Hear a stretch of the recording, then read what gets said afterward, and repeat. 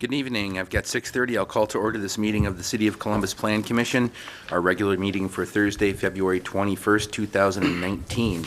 Matt, when you're ready, could you take a roll call? Thank you. Tylen, Here. Monday. Here. Parpart, Here. Tone, Here. Hanson, Robbins, and Zapatakti are excused, and we do have a quorum. Thank you. This meeting has been noticed in accordance with state statutes and local ordinances. Next item then is to approve the agenda. Unless there's any changes, I'll take a motion to approve the agenda as presented. Second. Have a motion and a second to approve the agenda as presented. Any discussion on that? Wait, I'm sorry. Who made the motion? He motioned, I second. Okay, sorry. All those in favor, please say aye.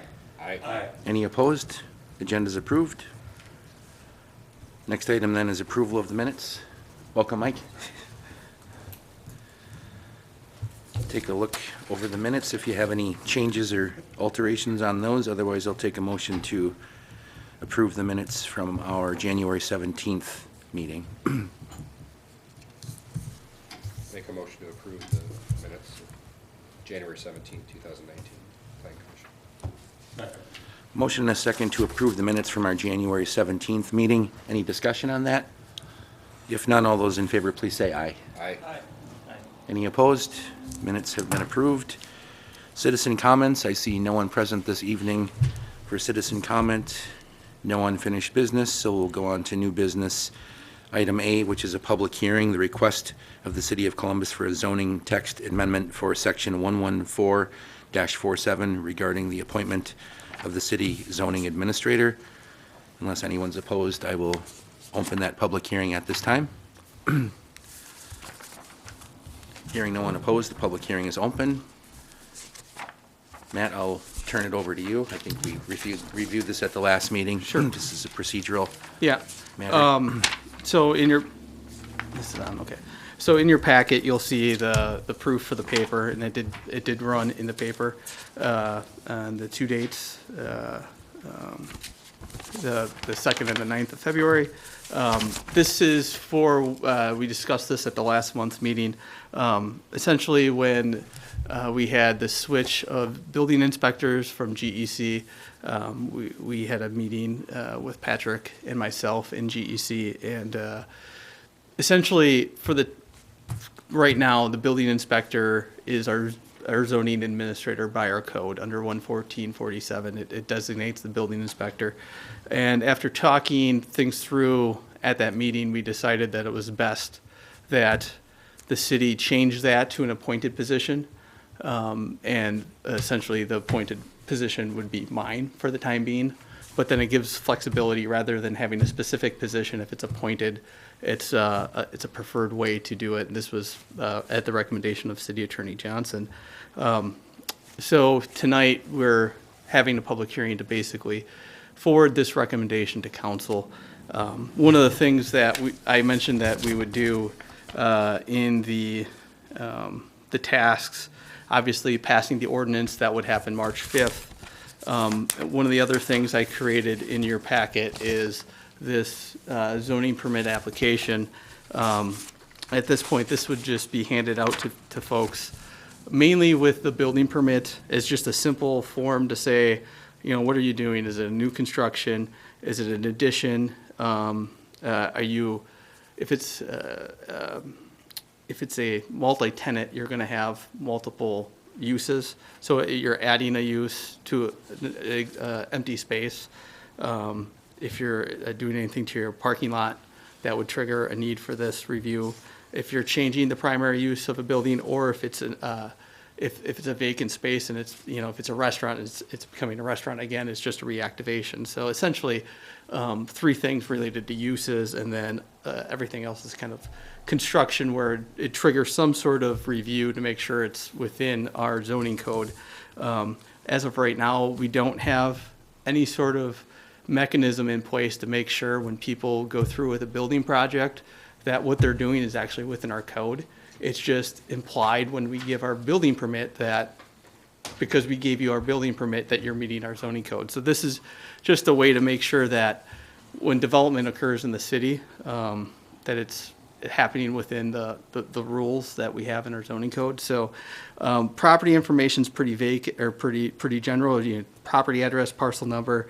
Trying to get people to look up and know what their zoning district is. If they don't, that's something we can help them with. But then we have a series of questions here, which is basically to help us alleviate any issues where we might overlook something. So one is, does the building need a building permit? So yes, I see that. I'll make sure I talk with Dion and say, hey, where are we at with this, Dion? Have they applied for your building permit? I want to know what the status of that is before I'd sign off on their permit. Is the property in the floodplain? We've had a rezone or a remapping of our floodplain map in 2016. There is some confusion out there for some people if they're in the floodplain or not. If an applicant is actually looking this up, then they'll know. Sometimes when they submit a building permit, they don't. It's not a required question. So putting that in there we thought was critical. This is another one, is sometimes there's not communication between Dion and the building inspections and Public Works, because if you're building a new home, you're going to have to fill out a driveway permit, and that goes through Public Works. So you have kind of two silos. So putting this question on there lets me know that I need to coordinate with Public Works and our building inspector. The primary use, that's just saying, it's going to be a single-family home, it's going to be, retail operation, it's going to be a restaurant, whatever. So it's pretty self-explanatory. The last question there is the property within 300 feet of a waterway. That is for shoreline zoning. One of the things, if you look under our code, under 114, I can't remember the chapter now. We have an ordinance in there related to shoreline zoning, and that's essentially a model ordinance it's a DNR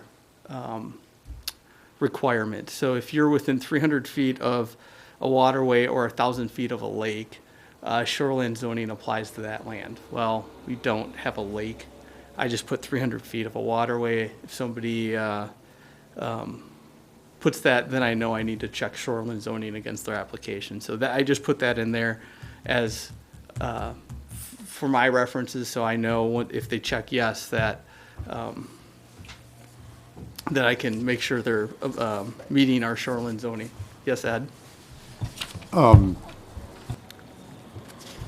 I do have one little question on that waterway thing.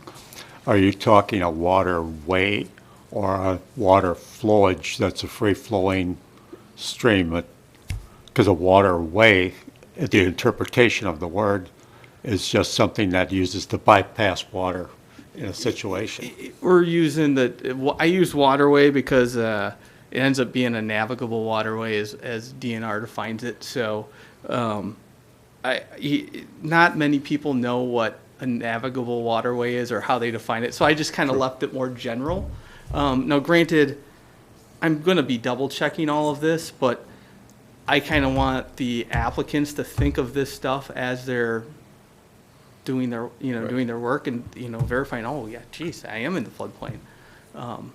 So 'Cause on the western side of the city, in that development out there that's starting to build out a little bit, there are, in heavy water situations, there are actual waterways that are used to navigate water off of the premises.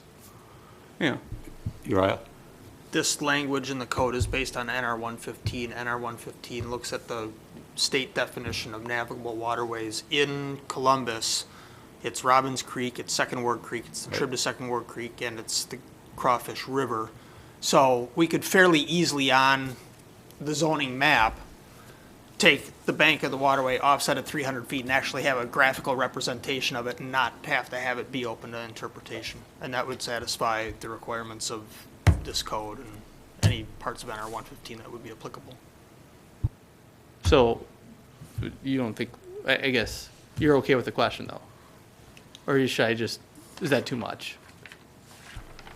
I mean, this You is a could say first draft. stream or river, that would cover it. There's communities where there are navigable waterways that are like unnamed and kind of Yeah. a little bit more hidden. In Columbus, that's not the case. So Well, we it- could be a little more explicit. Okay. trying to cover it all. The applicant information's all pretty similar, and put a, kind of a disclaimer on there. I saw, and quite frankly, I looked at a couple communities, so some of this is stolen from them. And then on the back page, I also put, kind of what we need to, review these. A lot of them are pretty simple. Usually it's obviously you have to complete the application, then a site plan. And then we do have in our code under 11450 that they need to submit a plan of operation, and it kind of gives detail there that for a zoning permit, you have to, give a plan of operation, and it kind of goes through, name, description of the building, address, proposed hours, and then the number of employees that will be there. The other thing we could change it to that I've seen other communities do is just simple letter of intent, where in a paragraph or two, you're just going to say, what are you doing? I'm going to be opening a restaurant. There's going to be X amount, of employees. It's going to be open from 11 to 10. We're going to serve alcohol, and just go through and just kind of highlight some of those things. I left it as a plan of operation just because that was in our code already. But I'm not necessarily married to that. But so that's the first draft of this. The last thing I put in the memo that I put in the council is if we decide that we need a fee, the fee structure needs to change because we do not have any fee structure in place for this. Most communities that do a zoning permit like this charge a nominal fee just for staff time for their review. City of Sun Prairie charges $25. I've talked with a planner that works there that I know very well, and he kind of says that most of these don't take very much time. Since we don't have this adopted yet, but Dion's always, anything that he wants my review, since we've had that meeting must have been late December, he brings everything to me and I review it now as if I was the zoning administrator. A lot of these end up taking 5 to 10 minutes. It's not very much time. So at this point, even if we don't charge a fee, I'll leave that up to the council. You do want to be business friendly and try to, not make this as painful as possible. But, at the same token, we do need to make sure that people are permitted uses before they go into a store. And it's easier to do it up front than after the fact say, no, you either got to vacate your business or, it needs to be done. So any questions? Go ahead, Uriah. I've got a couple. First of all, the public hearing is still open, correct? Yes. Yes. All right. Should we complete the public hearing and then discuss amongst us?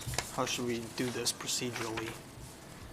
That completely up to you. There's no one here besides us to comment on the public hearing, so we can have that conversation on either Yeah. side of that. I think Okay. we can close it at this point. Okay. Since this is a public hearing, I'll need to ask 3 times if there's anyone present wishing to make a comment at this public hearing, which is a request of the City of Columbus for a zoning text amendment for Section 114-47 regarding the appointment of the city zoning administrator. Seeing none, I'll ask again for a second time. And with no response, I'll ask for a third and final time if there's anyone present wishing to comment at this public hearing. Seeing none, I'll close the public hearing at this time. We'll move on to item B then. Uriah? Okay, so just sort of from a flow chart standpoint, what we're discussing tonight is this zoning ordinance change, or the ordinance change appointing the zoning administrator, right? The permit application is entirely it's not part of the code, correct? Correct. That's something that's created by staff, and staff is given the latitude to create it and have it on file, right? Yes. And that's established in a different part of the zoning ordinance? Yeah, and if you look under, it's 11449, essentially, it says the zoning administrator should be issuing a zoning, or certificate of zoning permit, I think is how it's titled, or something along those lines. So essentially, if I need to be doing that, we need to have a mechanism to take in applications yeah, to satisfy one, and you know, that's on the books right now, and we do not take zoning permit applications. So that's where, when I said earlier, issuing a building permit in a lot of cases ends up being the de facto zoning permit.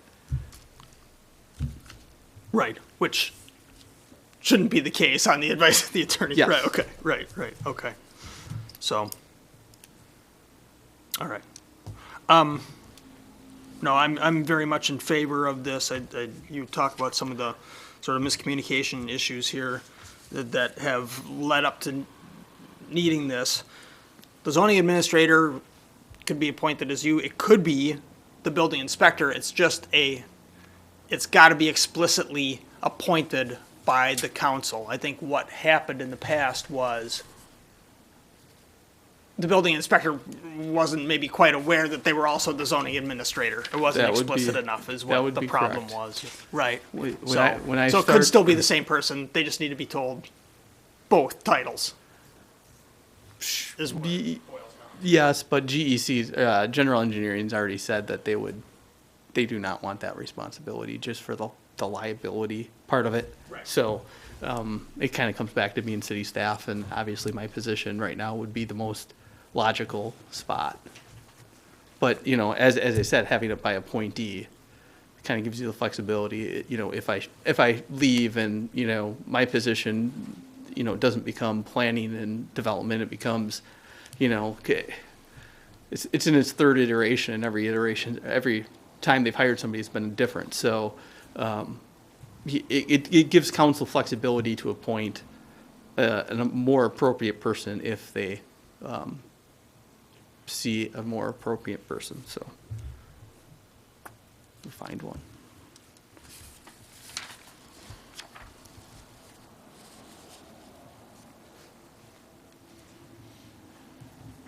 Did you have another question, Uriah?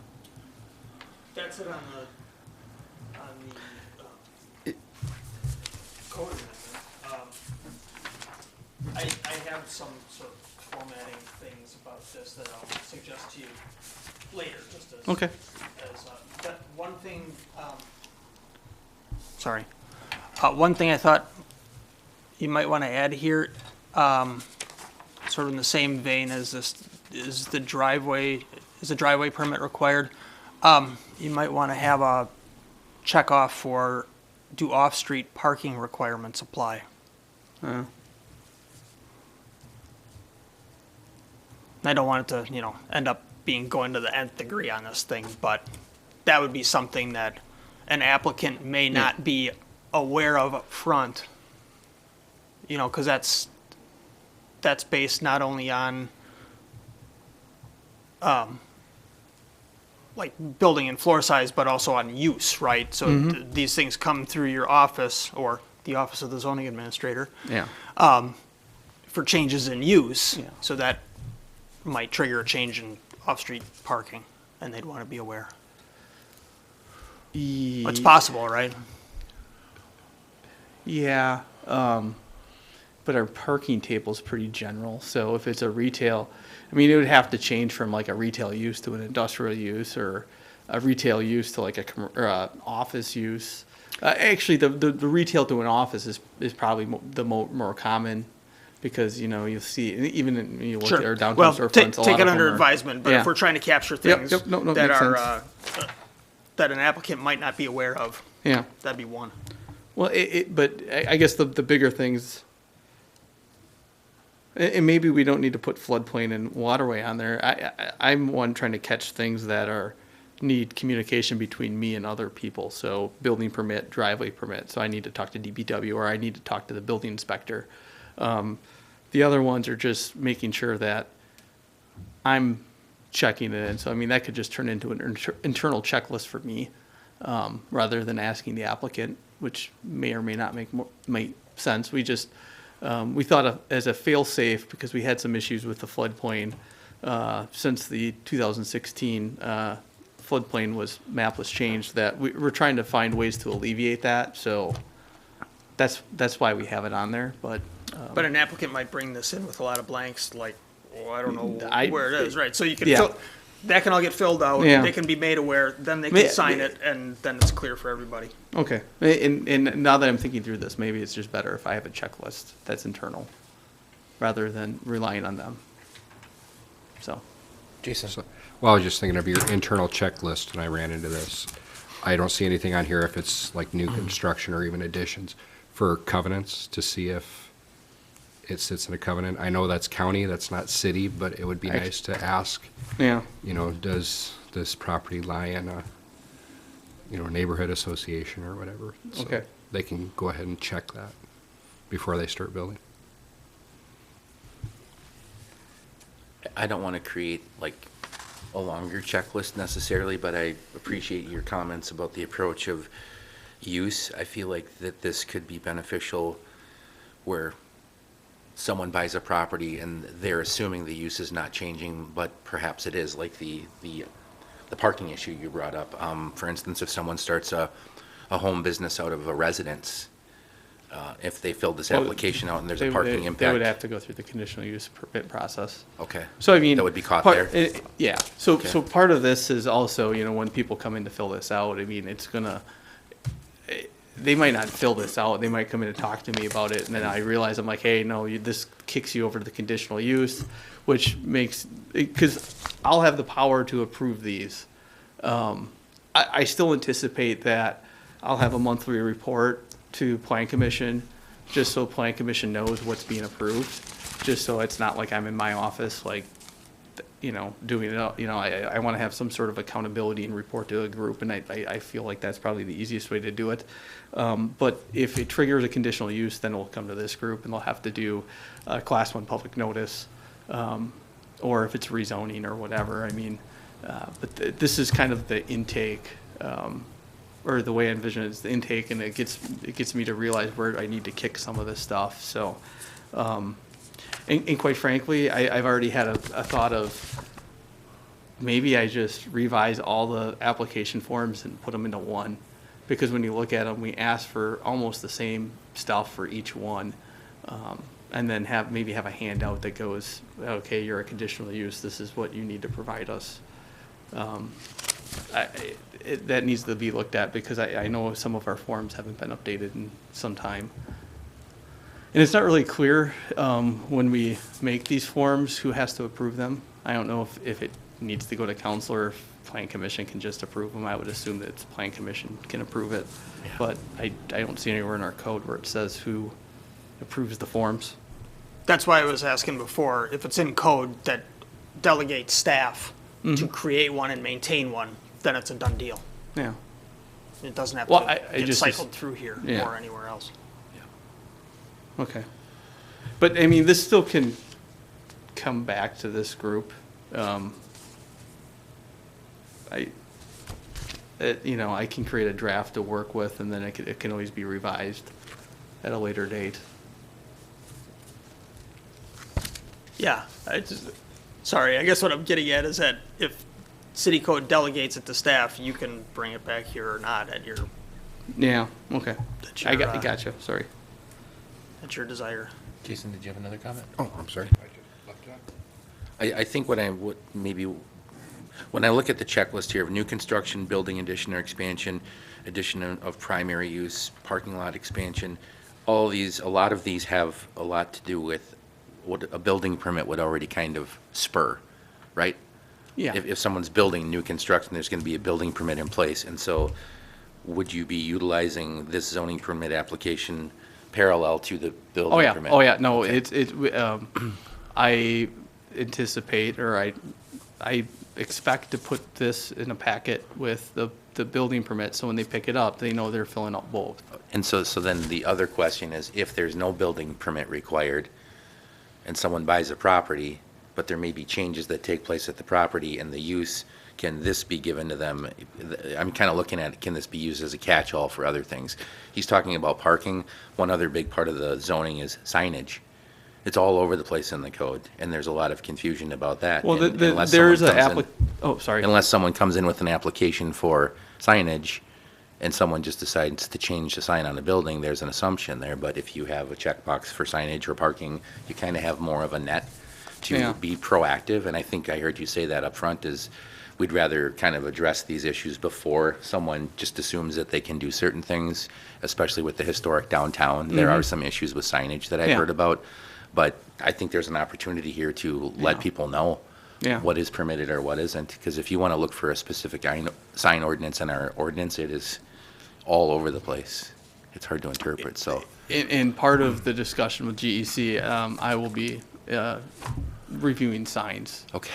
and issuing the sign permits, which is a good thing in the aspect of most of them are fairly simple. I've helped Jake with a number of them, and you look at the fees for what GEC charges us to review them. It's not like it's a huge moneymaker, but it's just easier for us to do it, and then instead of paying GEC to do something that I can do just as easy, if not easier than their staff, Sure.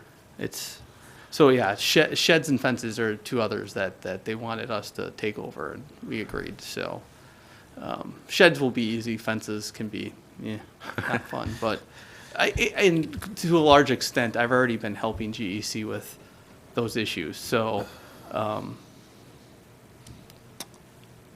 yeah. Not to get too far off subject here, but if you're going to be taking a couple of different forms and kind of creating a master form, do we have to have somebody to look over the legalese on this to see that we aren't? We could have Paul take a look at it. Paul's, I yeah. would think it would be something that should be considered too, if you're taking and going from two different forms to one form, make sure we cover the assets on the forms. That's a good point. Yep.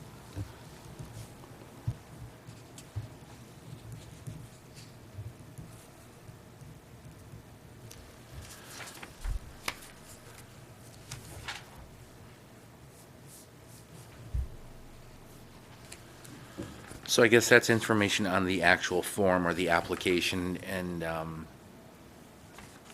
if we take action or make a recommendation tonight, that would be going directly to the council or not?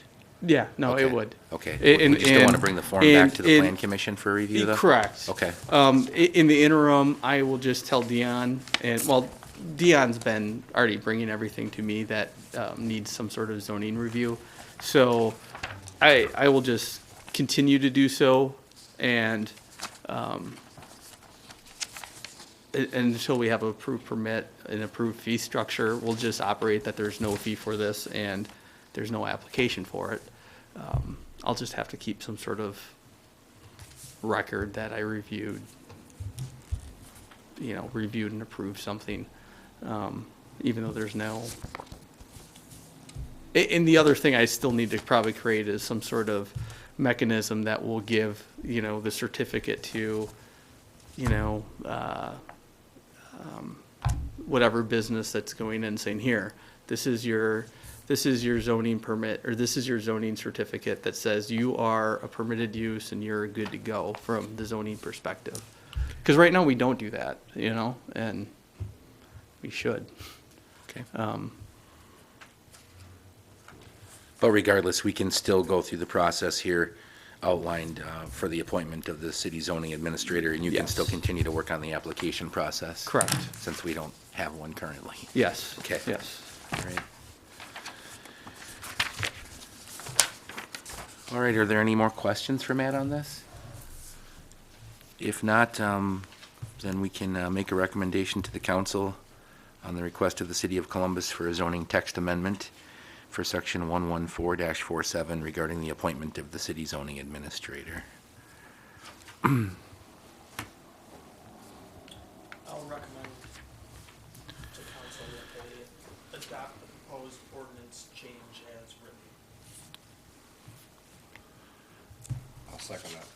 All right, we have a motion and a second to approve the recommendation to the council at the request of the City of Columbus for a zoning text amendment for Section 114-47 regarding the appointment of the city zoning administrator.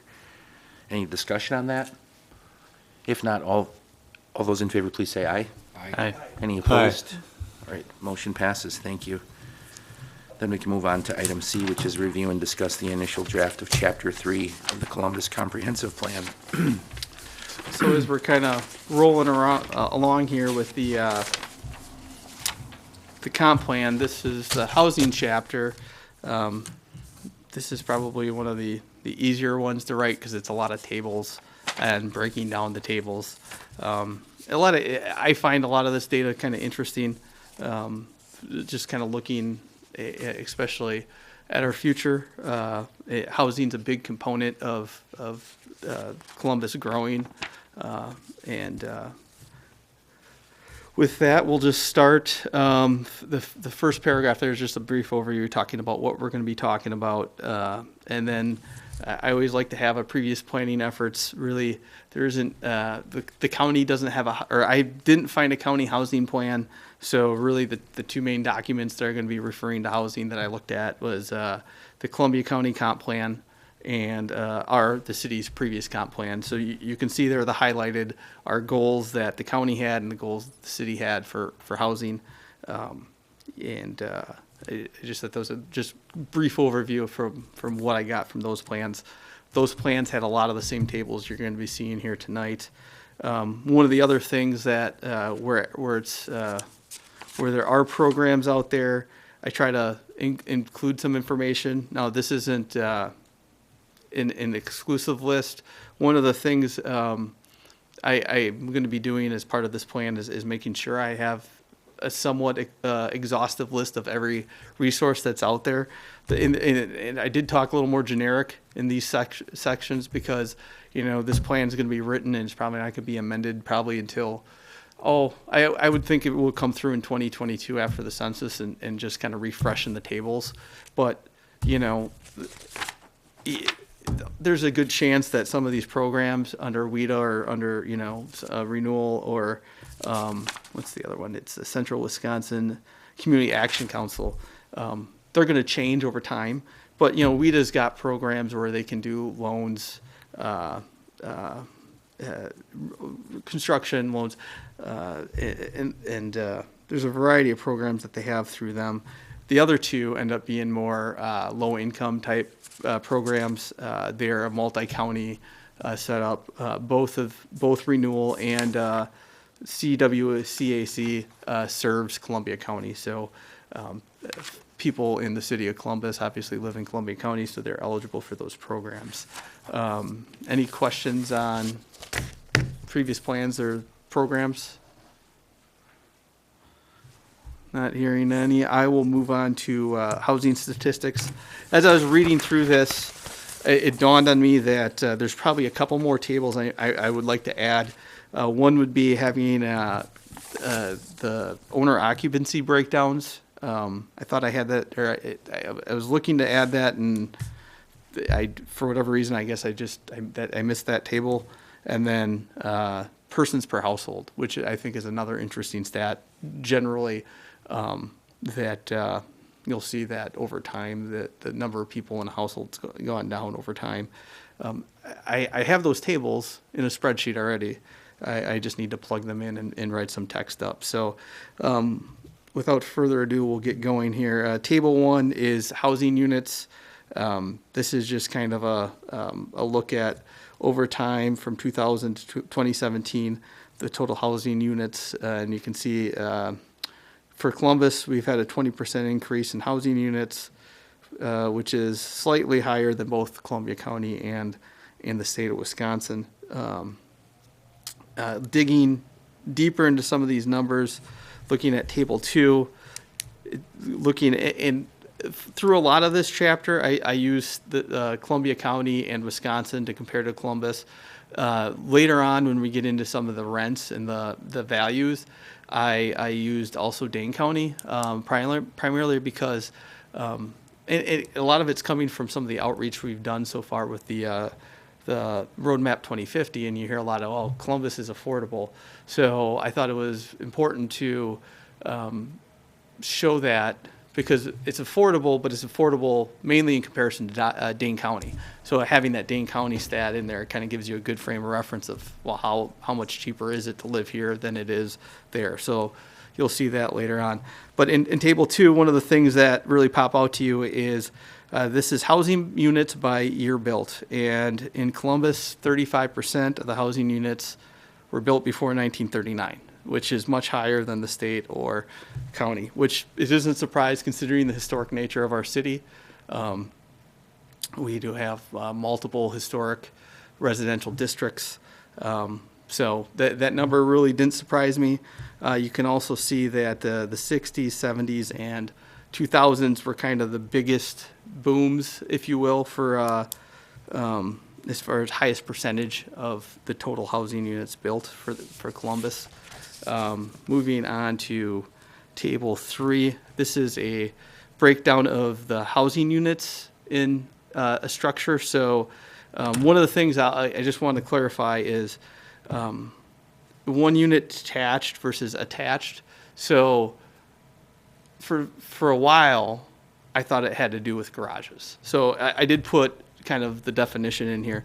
So if you're a side-by-side condo, that's considered one unit attached. So you have two units, but they're technically one unit and they consider it attached. So that's what the difference between the two is. And I don't know why the census breaks it down that way, why they wouldn't call it a two-unit structure, but that's how they do it. So just to clarify there. But when you look, one of the things I found pretty interesting is that when you take the one unit totals, that's ends up being 65.6% of the housing units, and you compare that to Columbia County or Wisconsin, we actually have a better mix of multi-units versus single-family units compared to the county or the state. So there's a more variety of housing, which I guess I wasn't really expecting that going into this. I kind of figured it'd be on the similar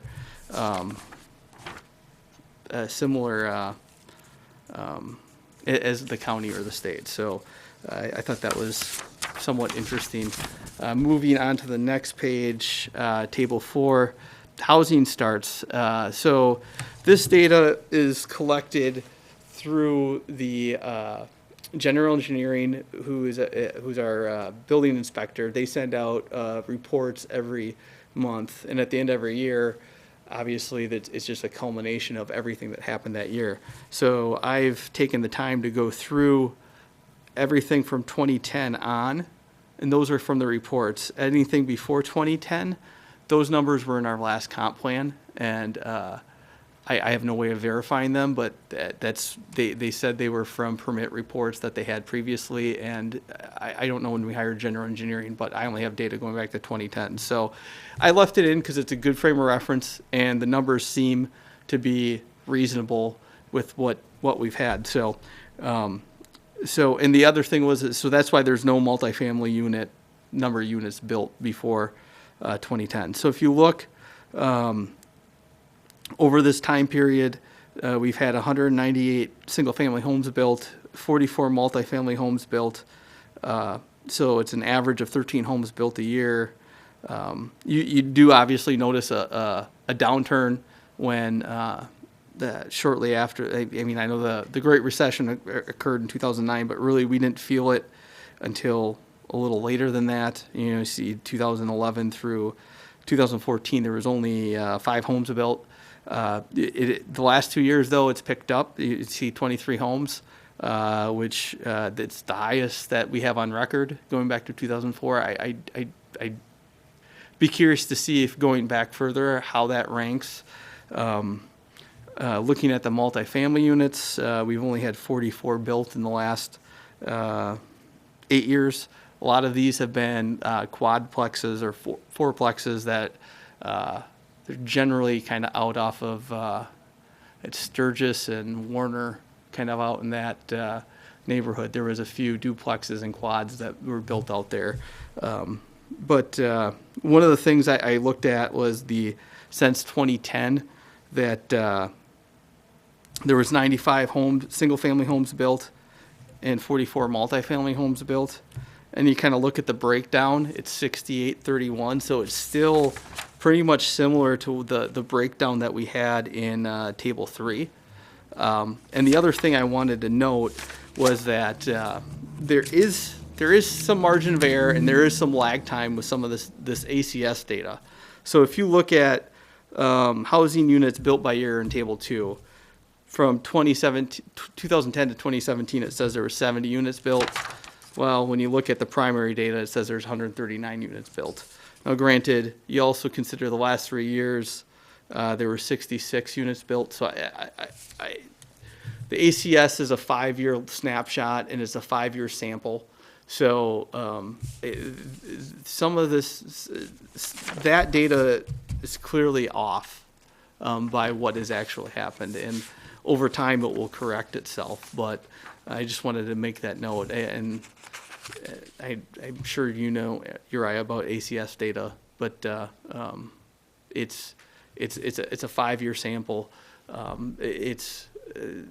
There used to be the long form and the short form of the census. So every 10 years they'd get all this data. So instead of having the long form, they got rid of that and they've replaced it with basically a survey. It goes out every year and it's a random sample of households. And then when they get a statistically significant sample, and usually it's over a 5-year period, that's where this data comes up. And the margin of error is a little bit bigger, I think, than what the short form or the long form used to have, but you get more current data, so it's kind of a trade-off. And there are some cases where I look at the data, I'm like, this doesn't look right. So I just wanted to make that note. It's the best data we have, but there is some flaws. So moving on to Table 5, we're starting to get into values. And if there's any questions, just please interrupt. You gave me a lot of credit. I know nothing about ACS. Okay. Sorry.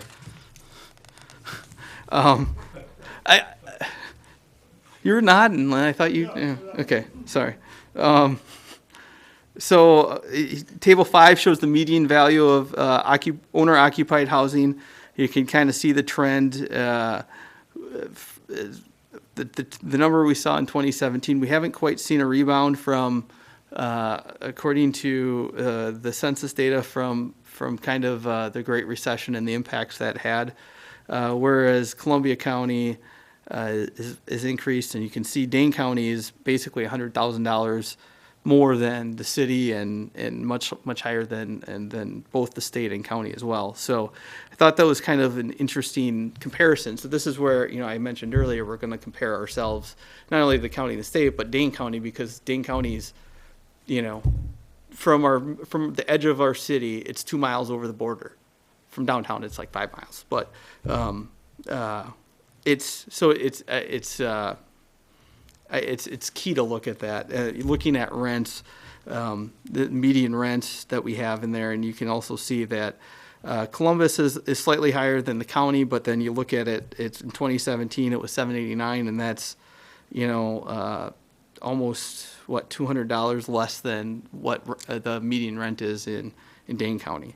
So where our rents are comparable to both the Columbia County and the state, but I mean, when you look at the market we're in, it's just we're much lower than Dane County, which is a good thing. Or to attract people that might want to live in a place where it's more affordable, it's a good thing. Moving on, so HUD has a definition of, on the bottom of page 5, getting into the generally accepted theory is that affordable housing is defined as no more than 30% of the gross income, which usually includes the utilities.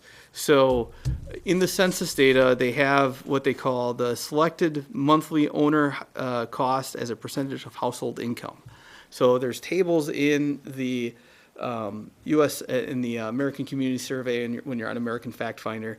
So what I took was, I took this data for Columbus, Columbia County, and Wisconsin. So Table 7 shows the selected costs. I don't want to use the acronym. I know I use the acronym like crazy in there. The smoke. I don't even know how to pronounce that one. But when you look at the selected monthly owner costs as a percentage of household income, you notice in Table 7 that Columbus is slightly higher than the county or Wisconsin, which surprised me when you go back to the table for median household value or median owner-occupied housing values was slightly lower. So you'd kind of anticipate that that number would be, the number over 30% would be lower than the counterparts. And the same thing for the owner-occupied housing units without a mortgage. You see that the number over 30% is 16.7, which is higher than both the county and the state. There's a variety of reasons why that may be. Sometimes people don't always buy housing that's in their, that's in their price range. It could reflect that. It could reflect a margin of error in the numbers. It could, and there's a variety of factors like that go into. So even though it says that we have a larger portion of our owner-occupied housing units with a mortgage and without a mortgage that are over the 30% threshold, I don't think that necessarily defines that that we don't have affordable housing in our community. It's just that's the way the numbers worked out for those two tables. When you look to Table 9 as gross rent of percentage of household income, we're at 30 over 30% number is 31%, and we're much lower than the state or the county. So for the rents, the number shows that we do have, it is more affordable than our counterparts. So as I said, those tables, I included them because it provides good data, but in the same token, they are what they are, and it doesn't overshadow the other tables, which shows how affordable Columbus is in comparison to the county and the state. So, and especially, and we don't have Table 1 here, I went back and looked at Table 1. The median household incomes in Columbus aren't that drastically lower than the county or the state. So there's a disconnect between the income numbers and what that table is showing. And as I said, there's a variety of reasons why that could be, and it's hard to speculate why those numbers show what they show. So the last table and figure that I wanted to show was I went on the Wisconsin Realtors Association, and they have housing sales, and so you see in Table 10 that we have housing sales in Columbia County, Dane County, and the state of Wisconsin. Fortunately, they don't give you a lower level of geography, or I'd have Columbus. But you kind of see the same trends. You see the number of homes in 2007, it was at a certain level. It dipped during the recession. Same thing for median prices, and you see that all over the board. Columbia County and the state of Wisconsin probably saw a bigger dip than what you see in Dane County. And that's easier seen on Figure 1, where you can kind of see on this table that it stayed a little more steady in Dane County, which is the top line, compared to Columbia and with the state of Wisconsin. The one thing I did note in there that I don't know if you know this, but if you go on our finance director's webpage, she has all kinds of interesting information out there. And one of the things she tracks is housing sales.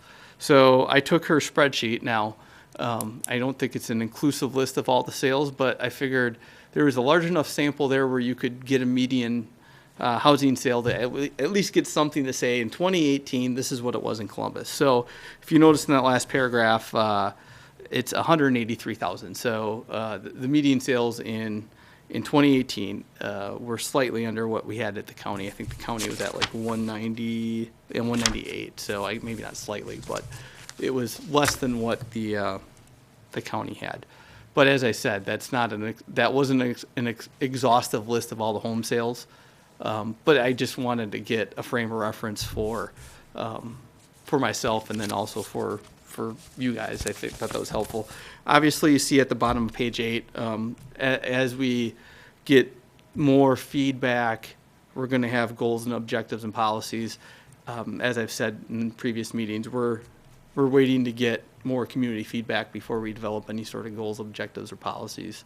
So that is what I have to date, and there's still a little bit more work, and I've read through it. I'm sure I'm going to catch some more typos. Any questions on that?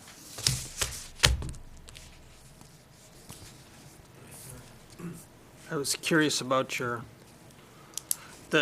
would it be inappropriate to put the Columbus Finance Director's information in Table 10 and on that chart? I would have to do some formatting, but I could, yeah. Yeah, I'm just Well, curious. it does have addresses and, Oh, specific but you could addresses. could you boil it down to the same type of information, number of units, and then Yeah. right, you'd have the same format. I think that would give a nice side by side. I mean, I understand what you're saying in this Yeah. last paragraph, but that gives a one snapshot on 1 year Yeah. instead of the trend data that we see elsewhere. Which Well, leads me to, the thing is, I only have 2018 data, so oh, okay. I So you know, she's I don't, just I don't have doing it going all the way back. I mean, this is, if you've ever been on Wisconsin Realtors Association, it's really Yeah. easy. You can go on there and click what county you want, and you can just export Right. this data down into a spreadsheet. They don't have it by municipality. It's all No, by unfortunately, county. they Yeah, don't. okay. Which makes no sense. You think they would have to have that mechanism. It would but- aggregate from somewhere, right? Yeah. So, and the thing I'm not 100% sure on the data, if that's just strictly generated from MLS listings or if it's all sales. Because obviously, if it's for sale by owner, Sure. that might not get caught. Whereas the MLS, like you can go on. But is that statistically significant, right? What percentage of sales are sale by owners probably or transfers? I would Right, guess. there's that kind of thing that goes on too. I don't know. I would. I mean, you talk about statistically significant. I would think that majority of them have I would think more than 50% have a realtor. I would. I If would knowing wanna- that data is important Yeah. to our comprehensive plan, I guess I would encourage, there's plenty of realtors in town that might know that Yeah. data, Yeah. right? Could you get that through Solicit the appraiser? one or more of them to be part Assessor? of Do they track sales? It's in their database, but I don't know if, from my end, I don't know if they can. Oh, I'll just put it this way: I'll ask them if they can provide it to me. You can't search their database by sales. Some communities have it out there on their GIS sites where you can search by, but you don't have that functionality with the Columbia County GIS site or our appraiser to do that. So, But I wondered if they could generate a report, because I would assume that a sale Yeah. spurs some action by them, because they have to equalize based upon the valuation. and usually of that there's a sale. field under there where in the county databases where it'll say sale date and then sale price. Okay. Just a So thought. if it might not be available to the public, but if you ask them, they might be able to run you a report. Maybe. Hopefully in Excel. Yeah, So you don't I have data entry. I guess big picture is, if that's important, when we come to the goals and objectives and things that have that data, we'd want to hunt that down. If it's just Yeah. a matter of, well, more data is better and nobody's going to use it for anything, then meh. But we have a lot of, I tend to think that it would be important, because this is a Columbus document, not a Dane County document or statewide document. That leads me to my second question, and maybe this is what you were saying, it's a function of the sort of statistical accuracy of the ACS stuff, but Table 5, if you look at the values listed under 2017 for Columbia, Dane, and Wisconsin, they track just behind the values reported in Table 10. However, Columbus's is very low in 2017, but with the median sale price reported by the treasurer for 2018 of 183, you'd think that would maybe be, She didn't put a median on there. I just took her spreadsheet and calculated the median. So, Okay. just to be, yeah, when you said calculated by the that's fine. treasurer. It's just some Yeah. of the, No, I know. the trend data seems to be adding up in all the I- other places except that one Quite spot. frankly, when I saw that number, I was a little surprised that it was that low. I figured it'd be more comparable to. I figured it'd be a little higher than the state, or at least around the state. I figured $20,000 less than the state. That was somewhat surprising, especially considering, as I said, when you look at the new housing going up, the last couple of years. Well, the new housing's all selling for over 200,000. So, it's usually in that 200 to 250 range is what the new Right. housing's going for. So it's a little surprised with all that new housing going in that number was that low. Right. And that's what I'm saying. Again, if you're going to look at goals and objectives and what does the data mean, and you have this hole like that, if it's inaccurate data, you want to vet out exactly why it's inaccurate or how it's inaccurate. If it's accurate data, you'd want to use it to say, well, what goal or objective might we as a community want to have that can change this? So it's important to find out what the deal is there. And by looking at that too, I kind of was wondering why some numbers tracked and then we had this gap here. I think that when you consider the timeline and go back and look over the history with the recession and with home sales and foreclosures, there was probably a glut of properties that sat on the market maybe that were, not traditional home sales, I guess, if something sat empty for 5 years. So you may have had a glut of sales, investment properties, things like that, that were Yeah. under the average, and then you had the new home sales, and that kind of changed the average maybe as well. But this is 2017, not really, it's not like a 10-year snapshot, but I would be curious to look at several years to see how that changed when you build in the new home starts versus the existing home sales that go along with it. I did have a question about Table 3. Sure. Since this is just a single year as well, it's 2017. I don't know if you were able to compare that to other years to see if there was much fluctuation in the same data. I could. It's not significant, really. I had a question about the bottom line, boat, RV, van. I have no idea what that constitutes. Is that if you have an RV park and there's permanent residents there, or I don't even understand. It's if you live on a houseboat or if you live in a RV or Well, that's why I was going to say that. Thank you. but We don't have a guy with a van down by the river in Columbus. Okay.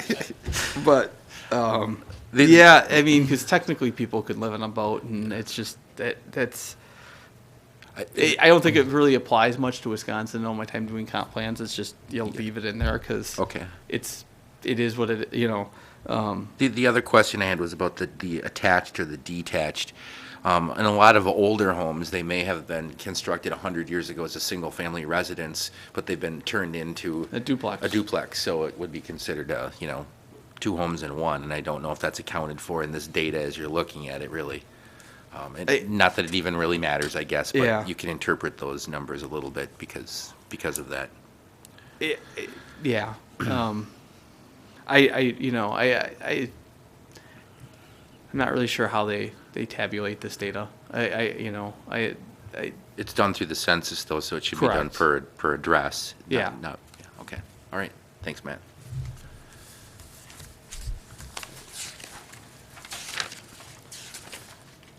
I didn't have any other questions. A lot of data you compiled here, though, Matt.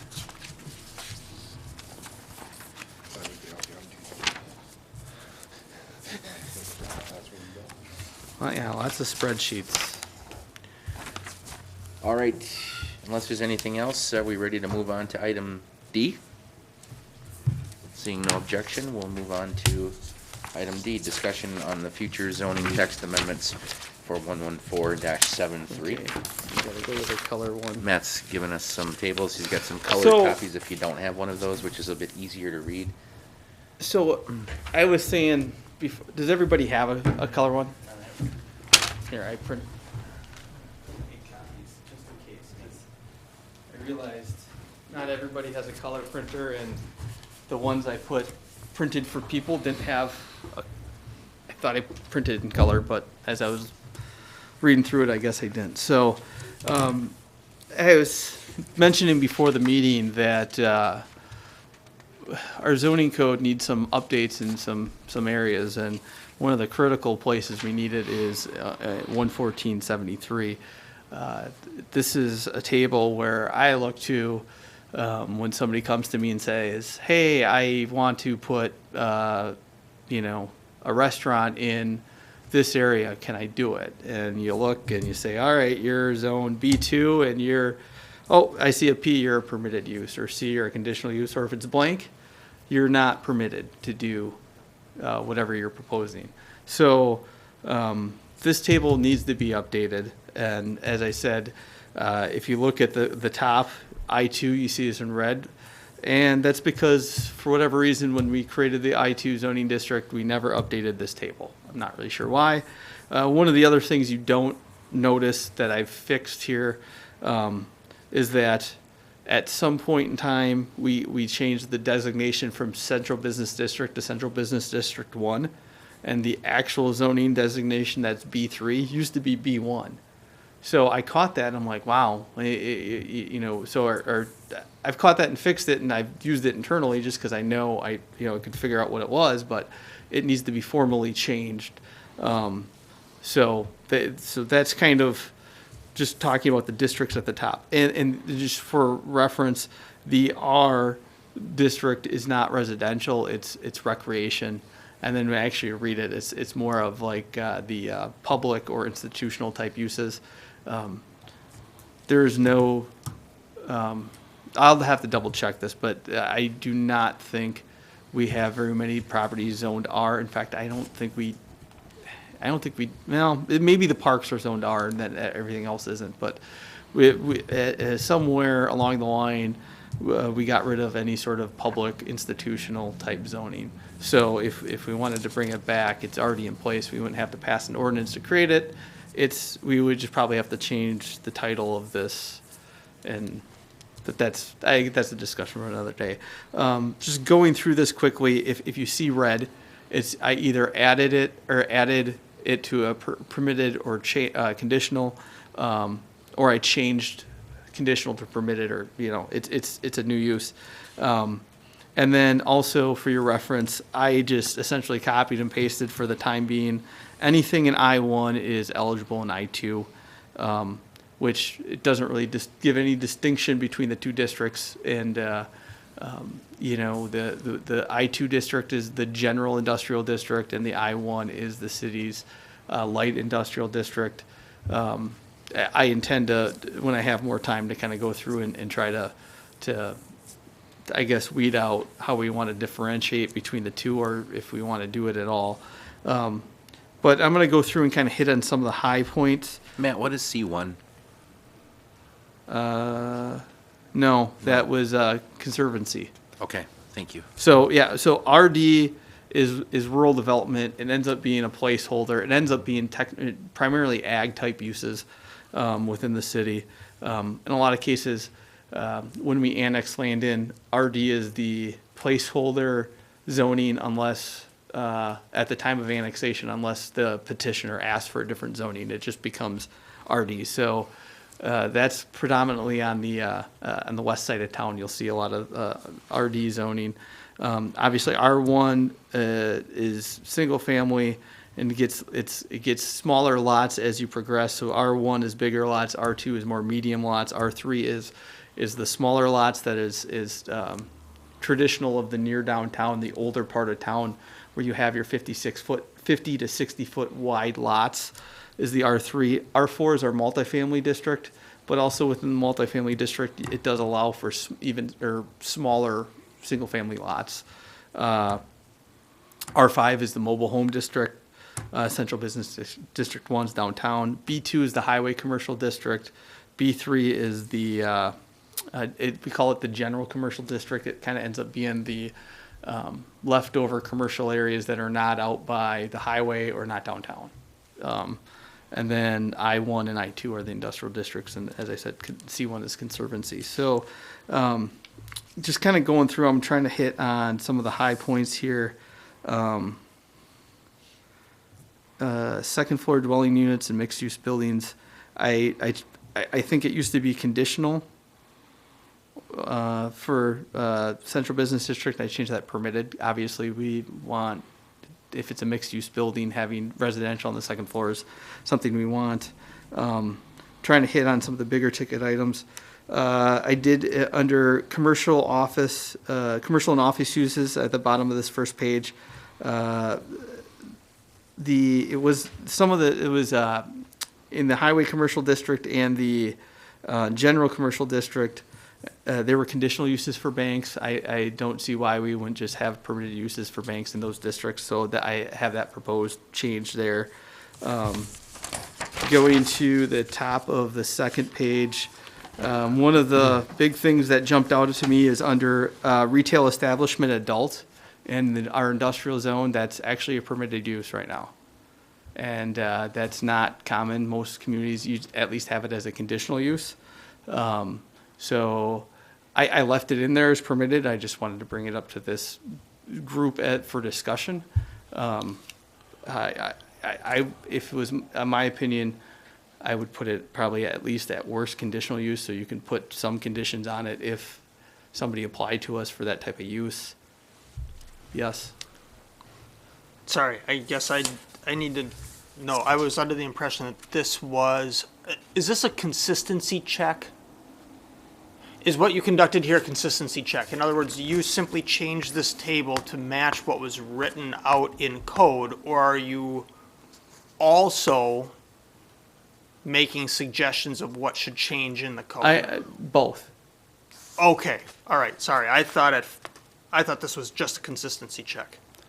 But you've got both ends. Well, I mean, as I said, we have to address, the fact that there is no I2 in there. Right, and I would have classified that as a then- consistency check, right? Yeah. It's in the code, but it's not in the table. Put it in the table. But Or the- things that were in error in the table that were written in the Yeah. code as permitted, but shown in the table as Correct. conditional or vice versa. So Correct. there is a mixture here between bringing this to consistency with the code, but then also your suggested changes Correct. to the code. Yes.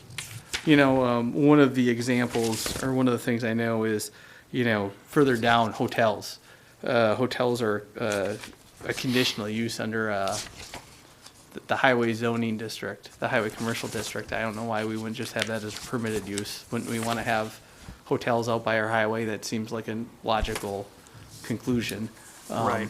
So that's I really stuck to the ones that were fairly obvious to me. I didn't try to do too much that was, if it was anything that I thought was controversial, I like the one we're talking about right now with the retail establishments for adult retail establishments. I figured this board needs to at least discuss it. So yes, it is proposing changes to the table, but it's also making sure we have it updated as far as districts.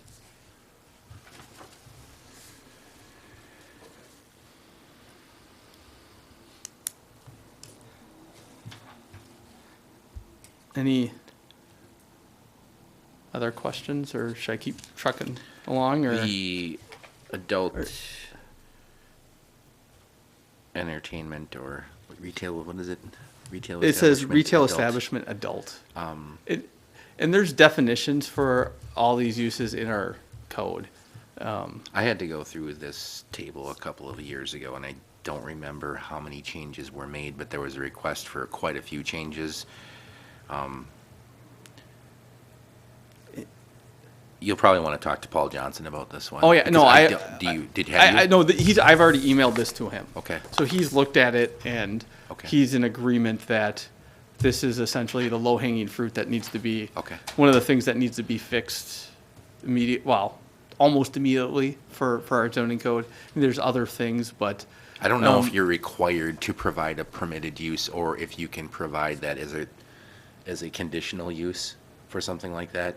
I know that's been tested in courts over. The legality of it. Correct. And Well, that would be and that's what why Paul I would didn't have to it tell you. stricken from the record, and where Correct. it's all blank, where if we say, and it's common for communities, for those types of uses to be in an industrial area. Yeah. Typically, that ends up being the catch-all for uses you don't want to have in other places. I don't know how to put it nicely, Yep, but yep, I mean, I agree. so, and the reason why I highlighted it, I thought for sure it'd already be a conditional use. So I didn't, as I said, I didn't change it. I just kind of left it as it was. And as I said, when I put in the I-2 table, I just essentially copied and pasted it. So I'm not saying they should be permitted uses. I guess my opinion is probably be at best a conditional use. I agree, but I would check with Paul just Yeah. because maybe it is permitted for a reason. I'm not sure. Yeah, Under conditional use, you have better control of it, right? correct. Yeah, that's what you want. Yeah. Well, it also triggers a public hearing, so. Yeah, sure. In some cases, something like this could also trigger a lot of, not in my backyard type stuff, which, that's good and bad. People have the right to know, and that's fine with me. I'm not saying anything one way or the other. It's just another part of getting approvals, I guess. Yep. So I will check with Paul.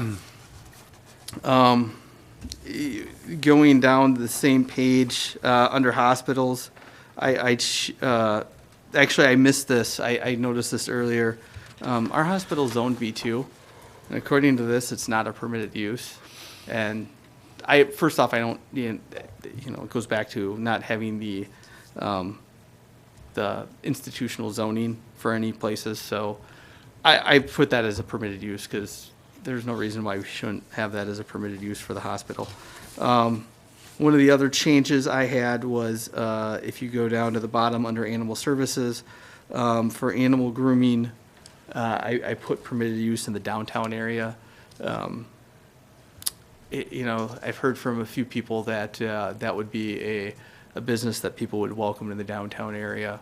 I don't see the downside in that. I mean, if anything, right now, it's actually not even a permitted use at all. So, I mean, I guess the worst case scenario, maybe it's a conditional instead of permitted, but I thought that was something that might be worthwhile. Going to the next page, the one that's highlighted says garage private. It doesn't really make much sense to even have that in there at all, because when you read through the the use definition for garage private, it's basically just saying that everybody can have a garage on their house, and it's just like, well, yeah, that's covered under accessory use of our code. So why we would have that in there, it didn't make any sense to me. So I highlighted it and basically saying that I want to delete it. I don't, as I said, it didn't make sense to me. Going down on the same page, under accommodation and food service uses, I changed the hotel under a B2 district to a permitted use. B2, remember, is the highway commercial district. Makes sense to want to have hotels out by our highway.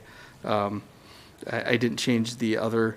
For whatever reasons, that was a conditional use previously, and we had our industrial as hotels were permitted. I don't quite get that, but as I said, that was a change I recommended.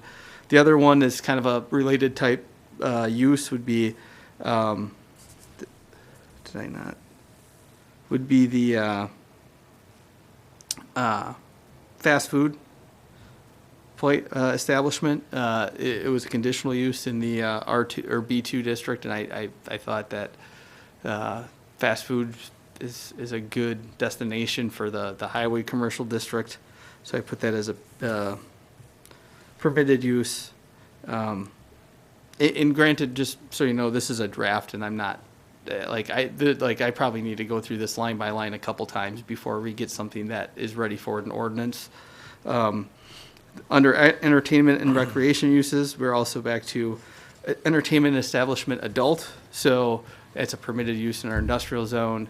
And I was thinking, that once again, making the change to conditional uses for instead of permitted uses. Kind of under the same vein that we mentioned before. I'll talk to Paul again about that.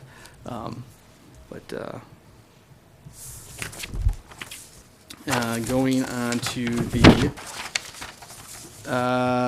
let's see, next page, on the next page, the only change I had was under industrial uses. We list bank and other financial institutions, and we already had that in a different section.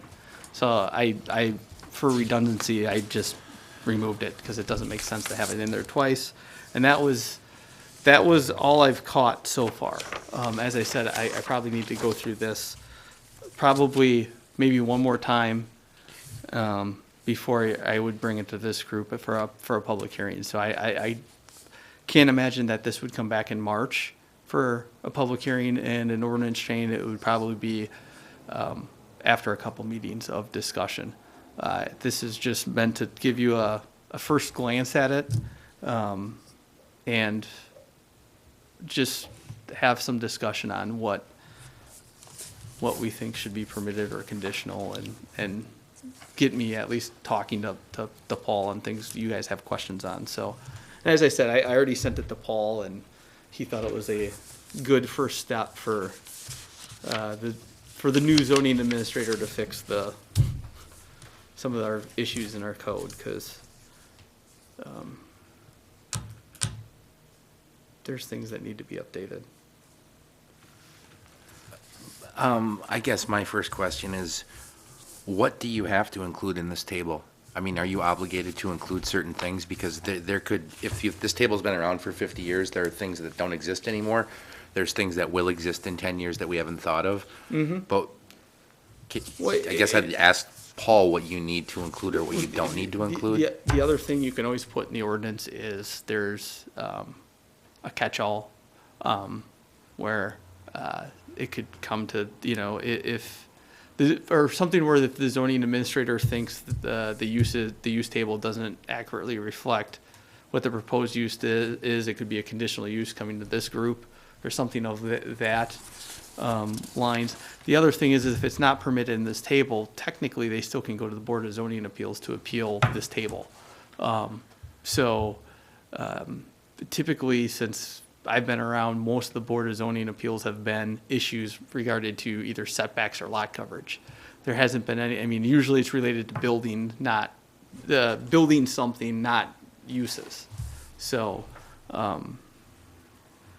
there's still a way for something that's not technically permitted to get an approval. I think there's a lot of things to consider. I remember we had changed some stuff several years ago about, would be under industrial uses. It was odd. It was outdoor merchandise sales, sidewalk, parking lot sales, and special event sales is permitted only in industrial 1 and 2, and that was because of the Century, the new development out there. But otherwise, it doesn't appear anywhere else on the table. So I think there's been some updating on here. Which is interesting because technically, that also, well, you can have a limited sidewalk sale if you get a permit from our Department of Public Works, but that's not a permanent use. So you're talking out like I'm assuming because Ace probably wanted to sell stuff out in their parking lot. plants and seasonal, yeah. That they wanted to have outdoor. Yeah. Okay. The other thing, let's see, broadcasting or recording studio. That doesn't seem like we're gonna have a whole influx of those, but we happen to have one Right in the there. corner over there. So, is it permitted? Well, what page is it on? I think it was the bottom one on page, Under industrial uses. industrial uses, or agricultural uses, and then utility and public service uses. Wait, It's the first Oh. one under, yeah. yeah, no, it's not. But although it's not really a commercial studio, is it? I mean, it's not. It doesn't say that. does it? Yeah. Well, technically, because I mean, the city hall is technically a zoned Central Business District 1. It's not zoned institutional, Okay. which, I mean, but then again, you also go back to, would you argue that the primary use of this facility is that, or is that an access? I would say that's an accessory use. Yeah. Which, sure, if you got into our code, I don't think it defines. There's not a lot that's defined under. Yeah, that would be clear as mud. I think, yeah, But- support updating this. No, oh, definitely. But I think talking to Paul and finding out. Oh what- yeah. In the other group that I would like to run this by at some point is our DT, and just say, hey, what do you guys think is reasonable? We probably won't do it tomorrow because we already have a full agenda, but I'll talk with Patrick at one of my upcoming bi-weeklies and put this on, because obviously this group and the council will have to approve it, but I don't want to be writing it in my corner office. I'd rather have feedback, because I'm not the only one. Well, I guess technically I'm the one enforcing this, but I mean, it impacts more than just the zoning administrator. So, Well, it affects our future planning efforts too, I'm sure, because you're permitting or conditional permit, I guess, Yeah. in how you want to grow as well, so. yeah. that's- Well, and I guess another thing for this group to think about, anything with a P on it is essentially, it gives me, or it gives the zoning administrator, but I mean, as I'm serving in that role, the ability to approve these. And if you read our code for a zoning permit, I have 10 days to issue a yes or no, Okay. which probably won't take that long unless I'm on vacation, but it's, so. Any other questions? There's no action on this tonight, just discussion. I've got some suggestions to get us to action and get some things completed. Okay. I would very strongly suggest that, getting back to my comment about the consistency issue, if there are things that are okay, so am I correct in saying that the zoning code lists within the text what's permitted and what's conditional? This is what. This is it. This is Okay, what tells us so what's the- permitted. So the code, so the zoning code directs people to the table to determine what's permitted or conditional. Yes, if you go in, like each district's got a section, right? So if you're in the R2 district, it says for permitted uses, go to 11473 to Okay. see So what's permitted. So this is the Bible, correct. This is Okay, what. all right, so yeah, good. correct. because. And that's why right, this is I the- write a lot of Yeah. specifications, and one Yeah. of the cardinal rules I follow is don't have stuff in two places, because then it's just leading down the road to a consistency problem. Okay. Oh, yeah. No. So, getting back to my question about consistency, there cannot be things that are inconsistent because there's only one source, and it's this, Yeah. right? Yeah. Okay. The only things Well, that are inconsistent are the. I shouldn't say that without absolute certainty, because every day I look at that code and I find something that's like, wait, what? This doesn't seem right. So All right. I'm 99.9999% sure. Okay. I would suggest then, the first thing we do to get I's dotted and T's crossed are add that I2 Oh yeah.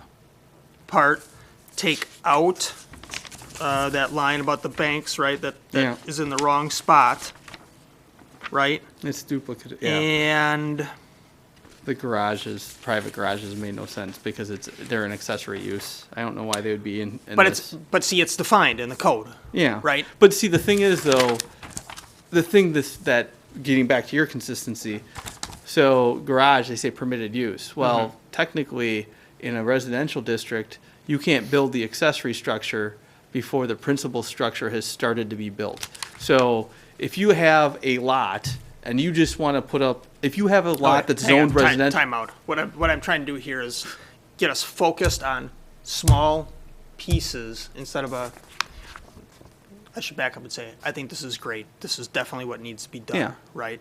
But we got to focus on fairly small pieces so we're not trying to chomp off a big chunk here. Yeah. And having it introduced this way is good, but let's pick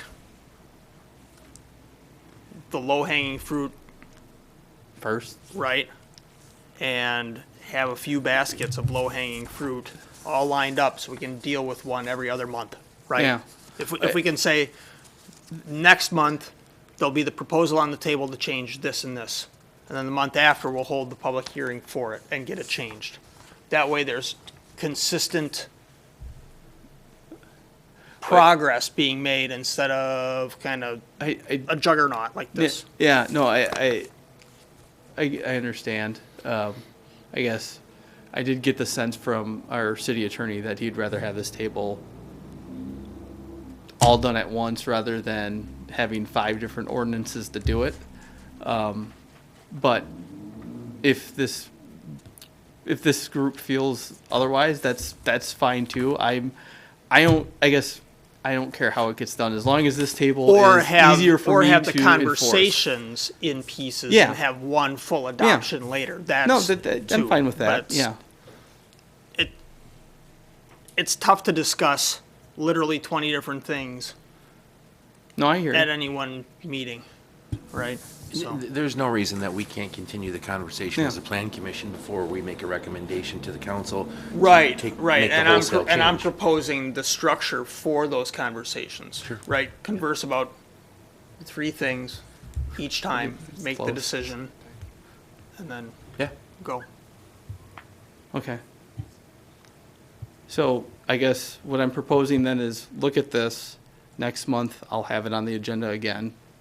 And then, in the meantime, if you have any questions, email me, and I will get this to a point where if we feel good next month, then maybe we go through and start the ordinance process. And maybe, or maybe not. But, and I think crafting an ordinance from Paul, I think that wouldn't take, I bet you it would take him like 10 minutes to write up the ordinance. So, okay. One question I have for you, Matt, that you can probably discuss with the city attorney when you start getting into this stuff. There's a lot of different terminologies for lodging house, lodging rooms, hotel. There's also rooming house. I'd like to get a better understanding of that because of the emergence of like Airbnbs. I mean, that's become an issue in other communities. Yeah. Where there's people traveling and staying in what would have been a private residence, I guess. But how do you address that if we need to in the future?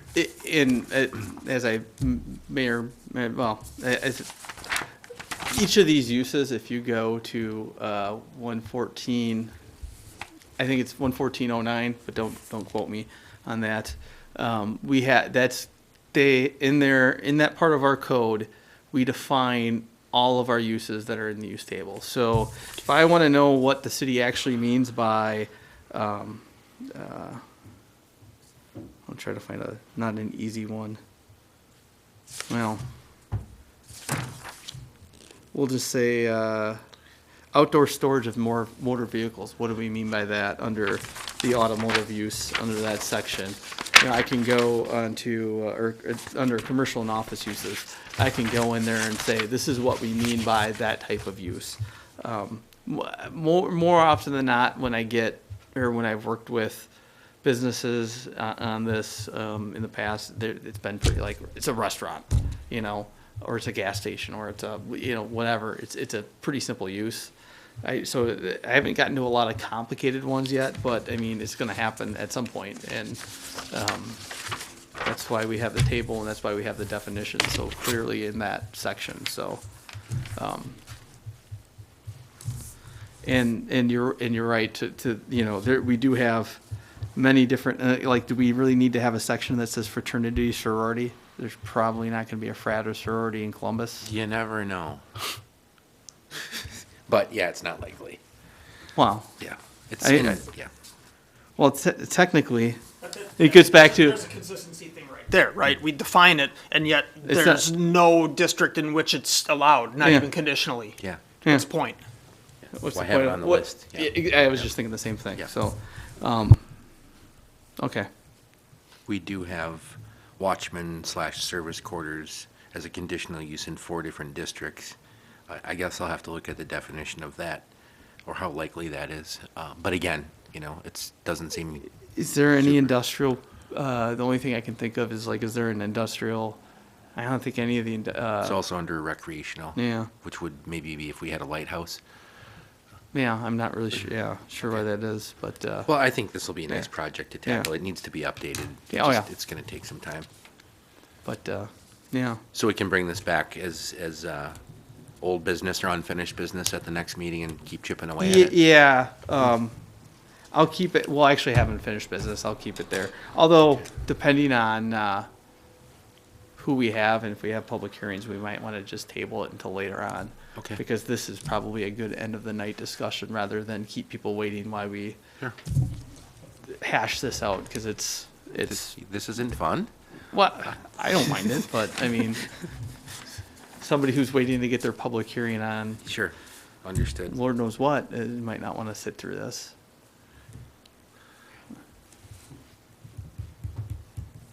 Well, we didn't think we were going to be here till 8:15. Yeah, I'm and sorry. It's getting pretty close. Any other comments from Matt before we? Yeah, just one thing Okay. that I Oh, don't think yeah. I've mentioned yet is I put these up on your, in front of your desk. So along with the comp plan, the city is also going through another planning process, but we're going through a rather large and robust citizen engagement effort that's going to both enlighten the comp plan and also the roadmap 2050, which is a long look at the city's programs and services, and then looking at, okay, these are the programs and services that the city wants as it grows into the future, and these are the facilities we need to help achieve those programs and services. One of the things, we're going to a variety of groups, so instead of having a lot of, like we're going to have open house here at City Hall, people need to come and give us their input. We're going to a lot of groups to get their feedback, but we did want to have one large open house. So on the March 12th at the Pavilion, we're community potluck and city planning, so it's going to be a potluck dinner. You can see on here, I think we're asking you to bring something, but then there's going to be various stations where you can come and answer a variety of questions about the future of the city. And one of the things that's been helpful to me is that, in the comp plan, a lot of times, the planner or, whoever the consultant is or ends up doing the engagement, and it ends up being 1 or 2 meetings. This has been a lot more than that. And then also, the great thing has been Liz Davis, Ryan Duffy, John Russell, Cindy from the library, Mayor Tome, myself, Patrick Vandersand, and Susie Zietlow have been actively leading this. So when we have community leaders and business leaders in our community that have volunteered their time to lead the citizen engagement effort, it gives it a little bit more buy-in, saying, well, John or Ryan or Susie or Liz thinks this is important, so I think it's really enhanced our efforts, and I'm hoping that it leads to 2 great planning documents that can lead us into the future. So I would say if you have time on the 12th, please come to the event. If not, here's our brochure, a little more information on it. There's other events that we're having with various groups. And there's also, I should note, sometime here in the upcoming weeks before the event on the 12th, there will be a survey that will be coming out that will be not really mirroring the questions we're asking at the public meetings, but it's kind of reinforcing some of the things we've already heard from groups and trying to get to kind of more clearly identify some issues and that kind of leading into goals of, and the vision of what we want. So I would encourage you to go or tell your neighbor, tell your friends, tell anybody in town that you know that would be interested, that you know, that wants to see the city grow. And I don't know if you have anything to add to that, but that's my sales pitch. Please go. Good pitch. Thank you. Good job, Matt. I've given it a I'll be couple there. times now. So will I. All right, unless there's anything else, I'll take a motion to adjourn then. I thought we were waiting until 8:15. I thought we had to be out of here. No. Second. Motion and a second to adjourn. All those in favor, please say aye. Aye. Aye. Any opposed? We stand adjourned. 10 minutes early.